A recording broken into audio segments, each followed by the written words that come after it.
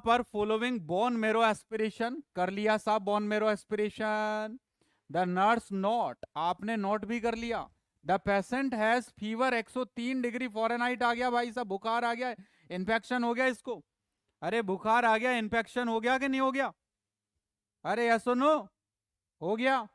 और there is yellow drainage, अरे yellow drainage का मतलब तो पुरुलेंट ड्रेनेज भी आने, पुरुलेंट ड्रेनेज आ रहा है। और पुरुलेंट ड्रेनेज जहां से भी आने लग जाए तो समझ जाना उसको हो गया है इन्फेक्शन। क्या हो गया बेटा? इन्फेक्शन हो चुका है, आपने प्रोसीजर ठीक से नहीं किया। The most accurate interpretation of this finding, तो आपसे डायग्नोसिस पूछ रहा है। Patient is showing the normal response, अरे ये कोई नॉर्मल रेस्पॉन्स है क्या? फीवर आ जाना नॉर्मल रेस्पॉन्स कैसे हो सकता है?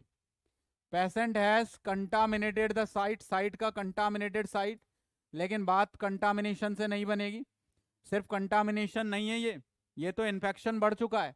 पेशेंट हैज डेवलप ओस्टियोमलाइटिस, बोन का इन्फेक्शन, ओस्टियोमलाइटिस। ओस्टियोमलाइटिस यानी इन्फेक्शन ऑफ बोन। और ऑस्टियोमलाइटिस दो तरह से स्प्रेड होता है, डायरेक्ट और इनडायरेक्ट।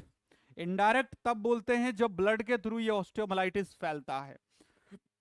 डायरेक्ट तब बोलते हैं जब आप लंबर पंचर कर रहे हो या कोई ऐसा प्रोसीजर कर रहे हो बोन का जिससे कि बोन में इंफेक्शन चला जाए। That is the route of communication of osteomyelitis. तो route of transmission of osteomyelitis is the direct route. किस रूट से स्प्रेड हुआ ये? By direct route, by direct